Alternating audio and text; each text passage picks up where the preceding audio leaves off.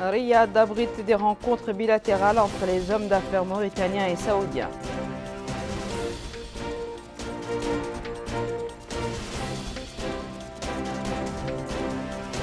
Les évacuations des malades entre les hôpitaux du pays sont désormais gratuites.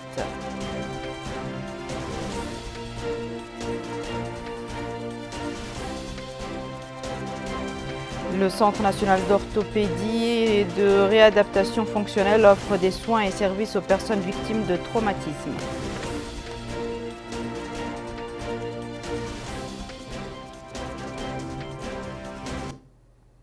Bonsoir mesdames, mesdemoiselles et messieurs, et merci de vous joindre à nous. Les cadres et employés de l'enseignement secondaire et de la formation professionnelle, ils ont été décorés pour service rendu à la nation.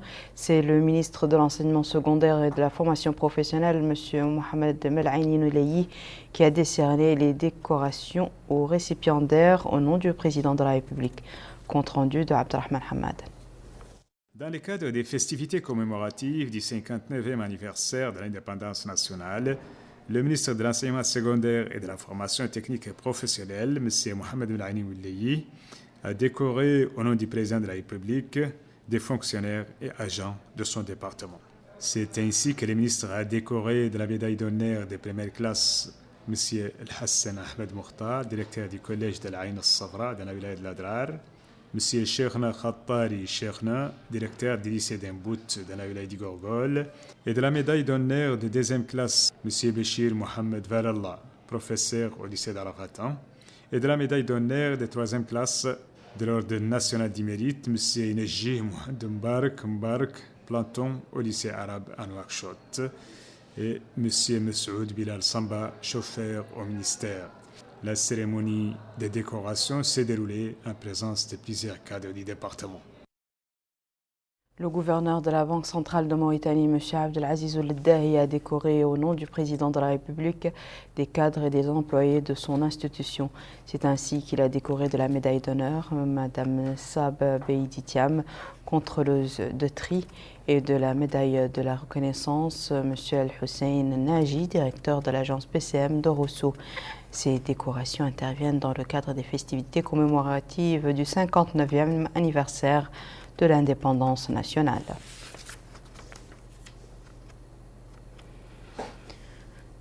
Les rencontres bilatérales entre les hommes d'affaires mauritaniens et saoudiens destinées à renforcer et dynamiser les relations économiques entre les secteurs privés de Mauritanie et du Royaume d'Arabie saoudite ont débuté hier à Riyad. Ces rencontres interviennent après la signature d'une convention de coopération entre l'Union nationale du patronat mauritanien et le Conseil des chambres saoudiennes en avril dernier à Nouakchott. Abdelrahman Hamad, toujours. Cette rencontre bilatérale entre les hommes d'affaires mauritaniens et leurs homologues saoudiens, tenue à la capitale saoudienne Riyad, a pour objectif de renforcer et de dynamiser les relations économiques entre les secteurs privés de deux pays. La rencontre à laquelle participent 130 hommes d'affaires mauritaniens fait suite à une convention de coopération entre les patronats mauritaniens et les conseils des chambres saoudiennes signée en avril dernier à Nouakchott. Dans un mot prononcé pour la circonstance, le président de l'Union nationale du patronat mauritanien a insisté sur l'importance de cette rencontre dans le renforcement de la coopération mauritano-saoudienne qui est fondée, a-t-il dit, sur des bases solides et historiques.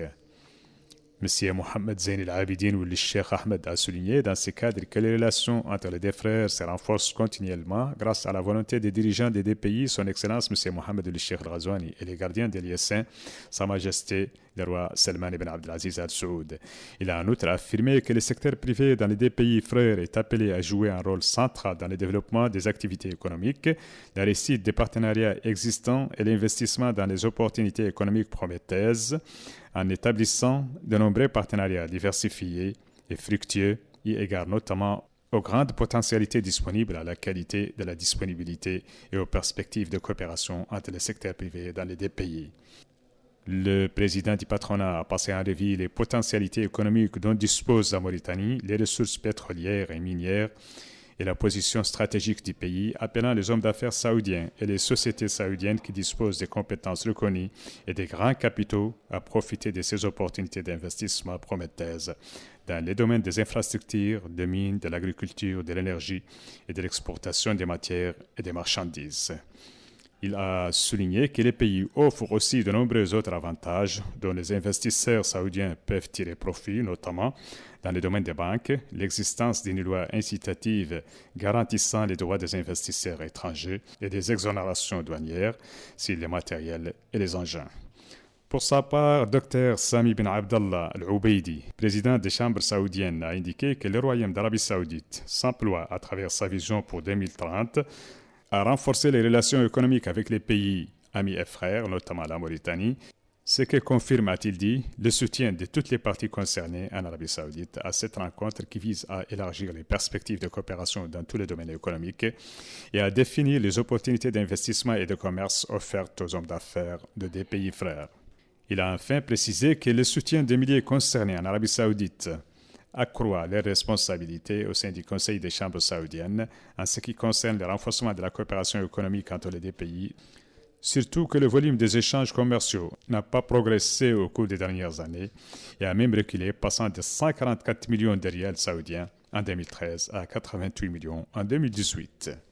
La rencontre a été marquée par la présentation par la partie mauritanienne de plusieurs exposés sur le climat des affaires, les opportunités d'investissement en Mauritanie, les codes des investissements, la Banque centrale de Mauritanie, les stimulations accordées aux investisseurs, l'investissement dans le secteur de l'énergie, des mines et du gaz, à l'ère des grandes découvertes, des perspectives prometteuses et de la transformation de notre pays en une destination privilégiée pour les grandes sociétés intervenant dans le domaine du gaz, en plus des opportunités d'investissement dans les domaines de pêche, de l'agriculture et de l'élevage.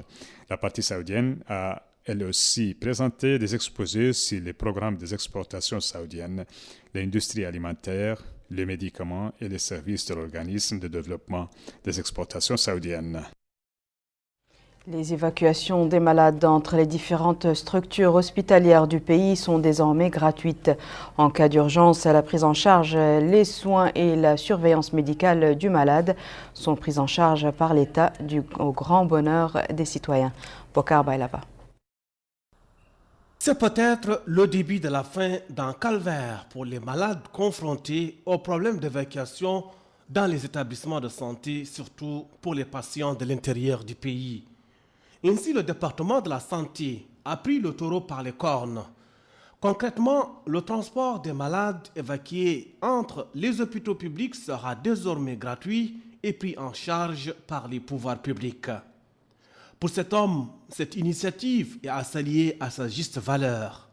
Il ajoute que cela va mettre fin aux difficultés liées aux évacuations des patients. Cette femme affirme que cette décision est très attendue, d'autant plus que les patients ont enduré beaucoup avant de bénéficier du transport pour l'évacuation. Ainsi, tout malade évacué vers un hôpital dans une situation d'urgence doit bénéficier de la priorité et de l'attention. En d'autres termes, l'hôpital se doit de garantir au malade en priorité, lui garantir toute l'attention requise et de façon immédiate. Cet homme affirme que les structures sanitaires avaient du mal à évacuer les patients, faute d'ambulance, remerciant les pouvoirs publics pour avoir pris conscience de résoudre cette problématique à temps. En somme, cette décision étatique de prendre en charge des frais relatifs au transport des patients va permettre aux hôpitaux publics de l'intérieur du pays de voir le bout du tunnel. Des structures sanitaires qui rencontraient de grandes difficultés à évacuer les malades vers Nouakchott. Le Centre national d'orthopédie et de réadaptation fonctionnelle est une structure spécialisée qui offre des soins et services aux personnes victimes de traumatisme.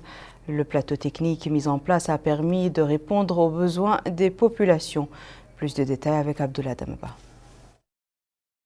Le Centre national d'orthopédie et de rééducation fonctionnelle reçoit plusieurs citoyens qui ont des problèmes d'articulation pour des séances de massage après avoir suivi des soins à la suite d'un accident et a occasionné des os brisés. Cette structure accueille chaque jour des malades confronté à des problèmes de jonction. Ce patient fustige le fait qu'il ait à faire des va-et-vient incessants en s'acquittant du coût du transport.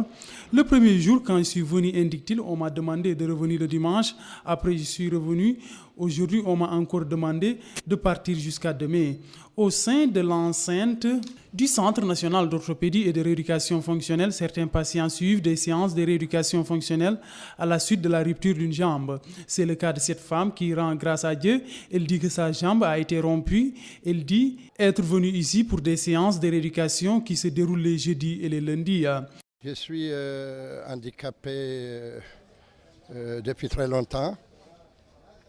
J'ai subi un accident au travail. Avant, c'était un handicap naturel, mais j'ai eu un accident et j'ai été évacué en France.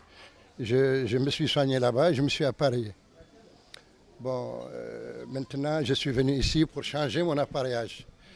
Alors, j'ai trouvé des gens très accueillants ici.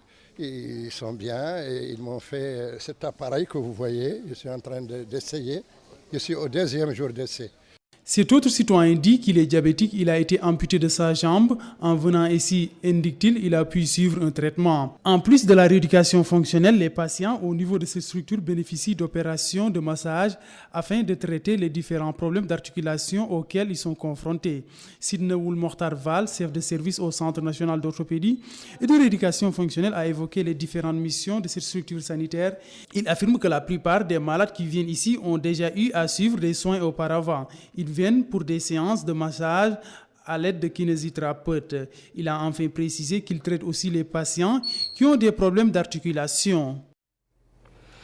Dans le domaine social, 25 points de vente de viande rouge et de légumes à des prix abordables ont été ouverts à Nouakchott. C'est l'association Khair Atahallah qui a pris cette initiative en vue d'aider les populations. Aminata Khan. L'initiative Khair Andallah est un projet d'aide sociale qui intervient dans toutes les wilayas de la capitale.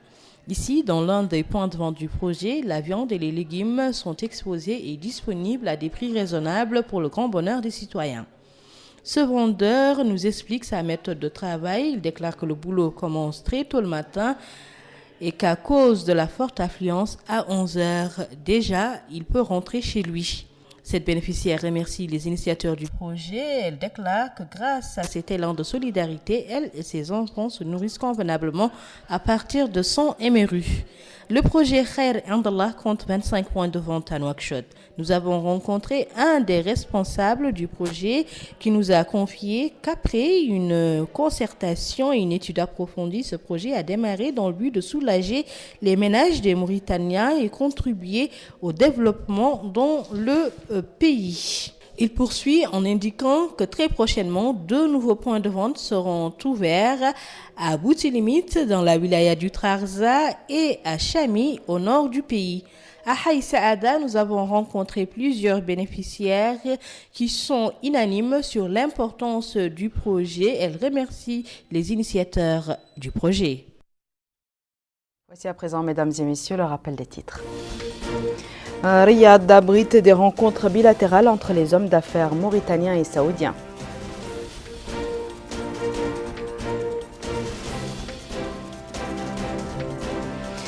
Les évacuations des malades entre les hôpitaux du pays sont désormais gratuites.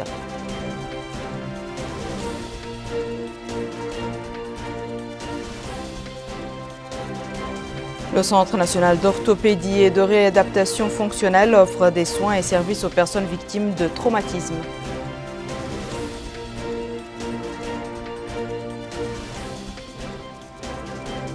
C'est la fin de ce journal, mesdames et messieurs. Merci à vous de nous avoir suivis. Merci de votre fidélité. On se retrouve demain à la même heure, Inch'Allah.